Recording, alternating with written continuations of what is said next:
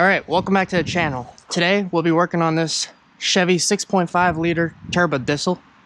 We're going to be throwing this air dog on this Johnson. The lift pump, fuel pump, not happy. So I figured we'll just bypass all of that and throw in this nice air dog. There's really no videos online on how to install these. They are pretty self-explanatory, but we'll try to give you guys a quick glimpse into what we did here. As well as I got the Feed the Beast mod from Leroy Diesel. Hopefully that goes well. You know how things go around here. Every time we're about to dive into a project, it torrentially downpours or downpours the night before. So everything's soaked and we're going to be drenched by the end of this. Got some help, Matt Williams and my brother John. But hopefully we can knock this out quick. I'm just going to dive in. So far, moving along, decent rate. We got the Feed the Beast inlet into the injection pump in. Of course, manifold off, PMD's off. Starting to try to figure out what we're going to do with the fuel filter situation. We might just bypass it. I might just put an inline fuel filter. Down here,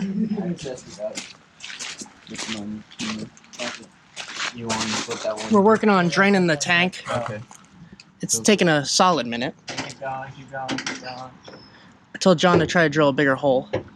Keep it out. There. Now it's moving a little bit. And then we're also trying to find a bracket to mount the air dog onto that front bed mount bolt. So far going swimmingly.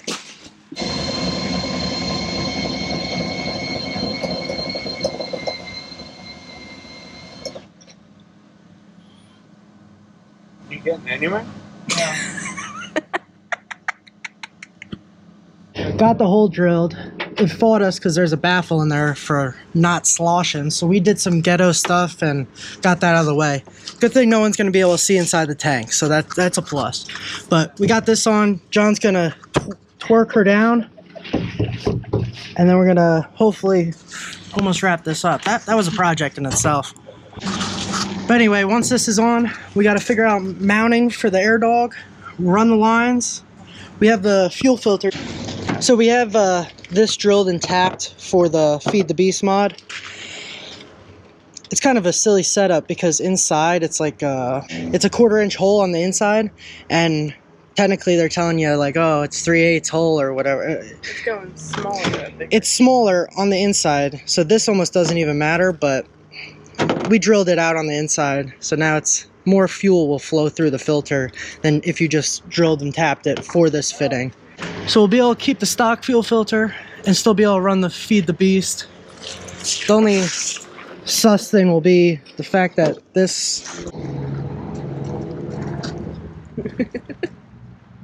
So we're gonna either hose clamp the heck out of this. Will electrical tape get unsticky in diesel? Yeah. Yeah, well, maybe we'll use electrical tape around this to make it tight. Later problem.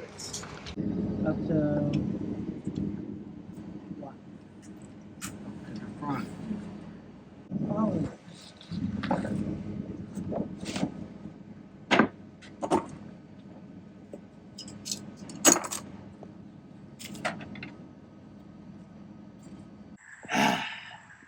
So you saw the previous clips of what was kind of done. We got the sump in the bottom of the tank. That's leaking a little bit. Probably because we used a pry bar and a hammer to beat the baffle that's in the tank to prevent the slosh. So yeah, that's a situation that's can be resolved. We just need some silicone on there. Silicone. Probably RV silicone too, because I'm just a lazy beep. Got the air dog on. It's bolted up loose-like, because I wasn't sure the scenario on this, and it's working. It's pumping. I don't have the keys on me to like show you guys to let you hear the pump going. The wire is ran like this because it's been a long day. So we just did that for now. I can tie it up afterwards. This is the return line. That has to get put in this section. of the filler neck. So I want to cut this back because the filler neck return thing is about that big. So I want to cut out that much, cut the hose, bring it up, and put the filler neck return about here, probably in like this section, so it drips into the tank nicely. With the flatbed, how the filler neck is angled is pretty difficult to fill it, let alone probably return it, to be honest, because when you have a normal filler neck, it's about here. In this scenario, it's about down there. So 6 inches, maybe 12 inches to some of you guys. But anywho, yeah. This is the part that hung us up. The whole air dog was all set up. The Feed the Beast mod is in. As you can tell, this is the line in for the Feed the Beast mod down here at the tip of my finger. The factory fuel filter is the issue right now. The factory fuel filter has an O-ring that goes on the metal piece of the bottom side. And that O-ring is known to go bad if you tickle that bottom thing that screws off. So the issue was, we tickled that bottom thing to come off to thread it, because you have to thread it for this Feed the Beast mod. That technically really doesn't do much, but whatever. We're going to carry on from that. So the issue is, when we put it all back together, screwed on that bottom piece, leaked really bad from it not being sealed properly because that O-ring was bad. Fine.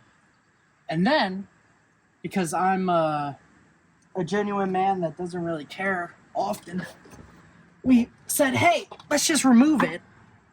So we removed it, but left it plugged in. Then the heater for the fuel started smoking. And that could have been from A, that grommet is not in there properly, and B, diesel could have got in there because it was leaking so profusely.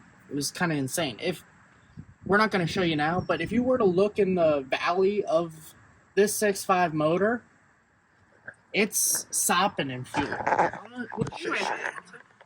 You can't really see anything in there, but yeah, It's wet. You can tell.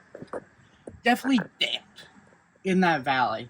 So obviously that could have, then it caught on fire almost. It was smoking pretty profusely, and I was like, hey, this isn't a good idea. So then we had the great idea of, let's just unplug it, take it out of the whole system.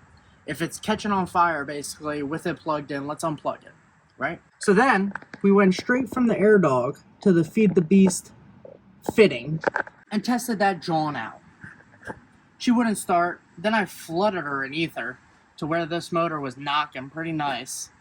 I should have used 2-strokes, but I used straight ether because I'm savage. Anywho, she didn't like that, so we called it a day. We ended up ordering a new whole housing for this John, because to be a show truck, it's gotta have some kind of new parts on it. This bay is trashed. If you look at it right now, this engine bay is trashed. Some Power Purple will help clean it up, but might as well have 1 or 2 new parts on it besides these Nice new horns. that are held on here by rope. So maybe I should do something with that, but not today. I am exhausted. This fuel pump was not hard to put in. The real jam up on this fuel pump was draining the fuel out of the tank, because Cadillac didn't want to run that one day. Had to put fuel in it to basically get home. There was definitely a lot more fuel than I've expected into that tank.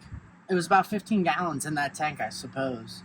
And yeah, so it took a long time. It took at least an hour, 2 hours, hour and a half. Yeah, and like while we were trying to do stuff, but it still took time. Yeah, and then in between charging batteries for them pesky Milwaukees, all that stuff. It would have been an easy job if we were more prepared for it, but at the end of the day, we ended up threading the fuel filter, and then this thing started leaking. If I would have ordered the O-rings originally for that bottom part, would have been probably done in 3 hours with batteries charged, bigger hole in that gas tank, all that stuff.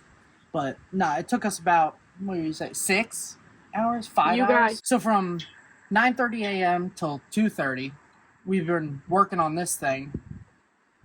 Understandably, because of the draining the fuel, charging batteries aspect. We had lunch at one point.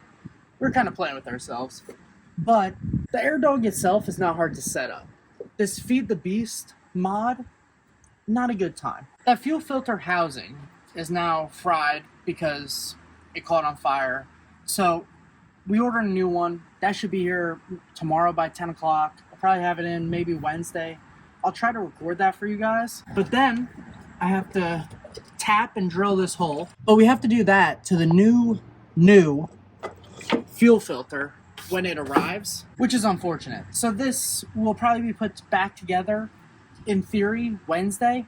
The other thing is, the pushing fuel to the front of this motor is not fun. We have it in the fuel filter, and I don't know if the fuel filter is kind of pushing it forward more. I don't know if it's just because we hooked up the air dog straight to the Feed the Beast mod and there's air in it and it's not wanting to start, but we filled this with starting fluid and it didn't want to do it.